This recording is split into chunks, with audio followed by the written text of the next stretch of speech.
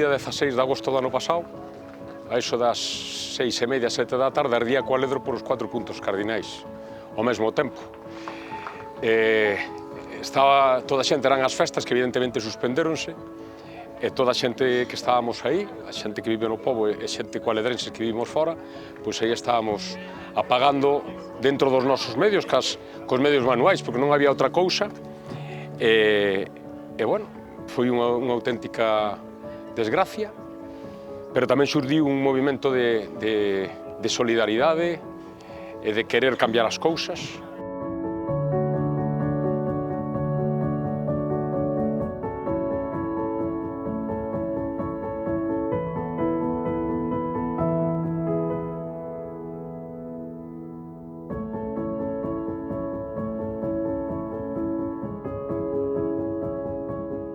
Durante séculos Galicia organizouse alrededor dun sistema relativamente equilibrado en esa economía de subsistencia entre agricultura, gandería e monte, que formulaba un sistema territorial que construía esa paisaxe en mosaico como a coñecíamos, e o que estamos vendo aquí é a transición cara a outro modelo. Estamos chegando xa ao final desa transición realmente, que comezou seguramente nos anos 50 e 60, e seguramente hoxe en día, ainda que quedan retazos daquelo, estamos chegando xa a fin desa transición. E o que estamos vivindo é un modelo con menos actividade agraria e gandeira ou cunha redistribución de como é esa actividade, digamos. Falábamos antes de que hoxe en día hai menos lumes que antes, pero cada vez son máis potentes e de maior superficie. Pois o mesmo nos pasa co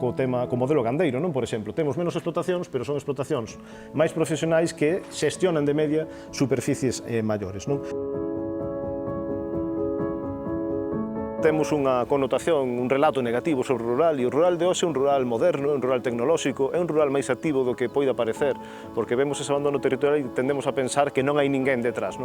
Pero no rural, en cada lugar, en cada comunidade rural, hai xente activa, e estas xornadas precisamente sirven para eso, para dar visibilidade á xente que está facendo as cousas ben, para coñecernos entre nós e para ir creando rede. O que é fundamental no rural é ir creando esa rede e facer cousas entre todos. Non se pode, coa situación que temos, xa non se poden facer guerras individuais. Precisamos dese ben común, desa actividade colectiva e desa planificación conxunta para facer cousas a escala territorial.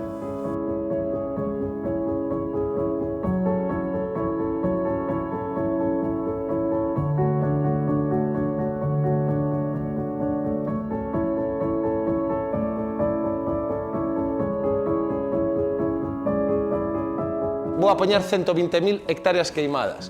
dos cales o 67% en Monterraso e o 33% arborado. Ese consumo de biomasa ou de enerxía que estaba aí almacenada, se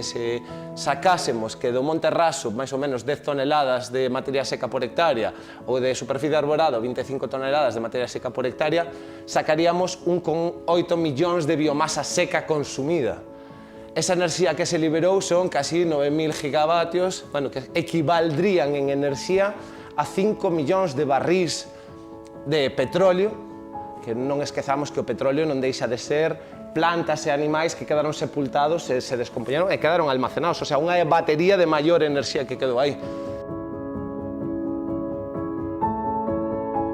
Por que se comportan desta forma os incendios forestais, de onde ven, que tipo de circunstancias ambientais son as que provocan que, aínda que cada vez teñamos menos lumes, sexan de máis virulencia. Entón, iso, apoiándome, ademais, nas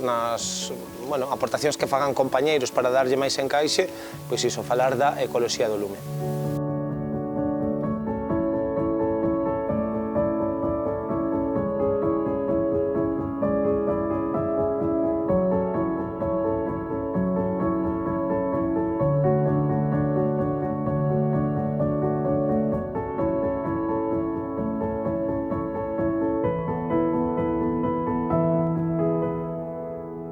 Poñer un pouco imaxes aos vosos relatos, que o que eu fago, ao fin e ao cabo, é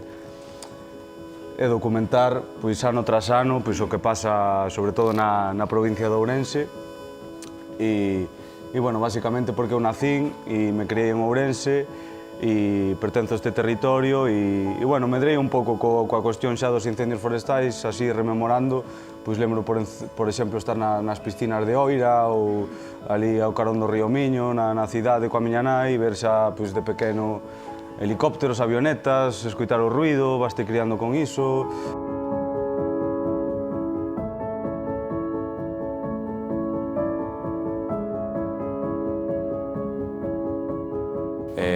traballo como fotoxornalista desde finais do ano 2010 e tristemente pois, é a realidade que me toca vivir, tanto como individuo que habita este territorio como profesional, non? Entón penso que é unha cousa relevante que sempre me interesou, ademais de plasmar en imaxes, non? De actualidade, de noticias diarias, o que é o propio incendio cando está activo, pois en base a todo este traballo, non? De todos estes anos, pois tamén vou establecendo pois, unha narrativa visual.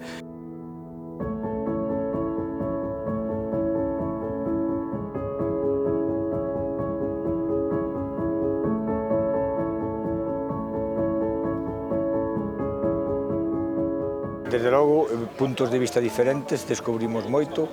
e realmente parecía que como isto xa estaba esquecido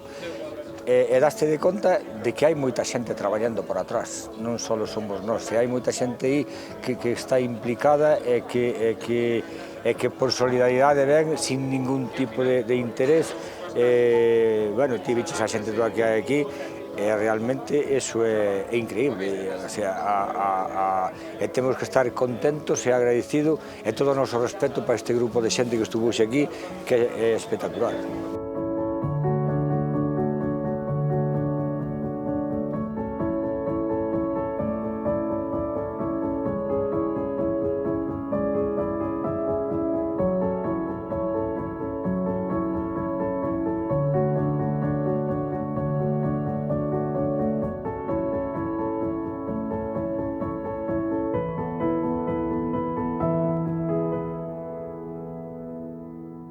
Este tipo de xornadas para min son fundamentais,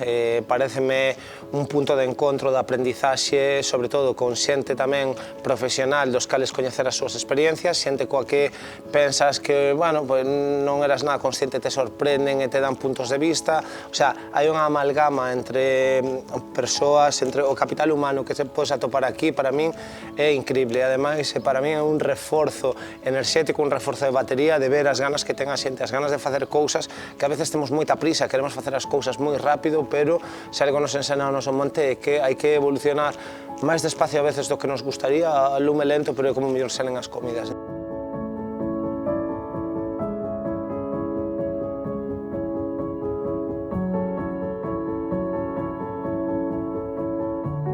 E decidimos facer un proxecto que una, pois, que é o celtismo, por iso chamamos Bosque Celta, non? Que una o celtismo, tamén hai unha entre Cualedro e Balaídos hai unha relación etimolóxica. Cualedro ven de Corletus, que é a Belaira, e Balaídos ven de Abelairas, entón xogando un pouco con eso e co celtismo, pois decidimos actuar en 3 hectáreas facendo pois un bosque que vai ter unha parte de Abelairas importante, e, bueno, vai ser tamén relacionado ca simboloxía celta, cas estacións, bueno, unha cousa bonita, longa, vamos tardar 2 ou 3 anos en facela.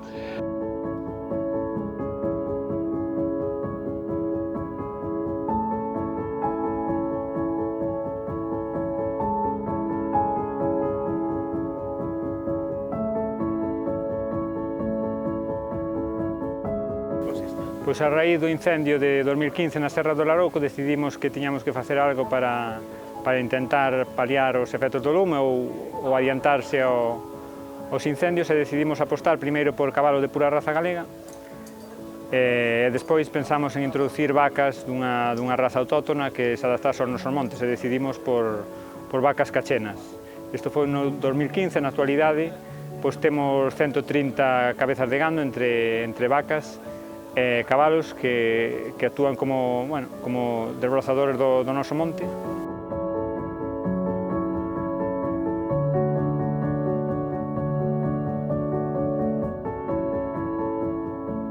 É unha forma de unirse, de conocer outros proxectos, compartir ideas e a veces surxen tamén outros proxectos como é o caso, é dicir que son moi necesarias xornadas deste tipo.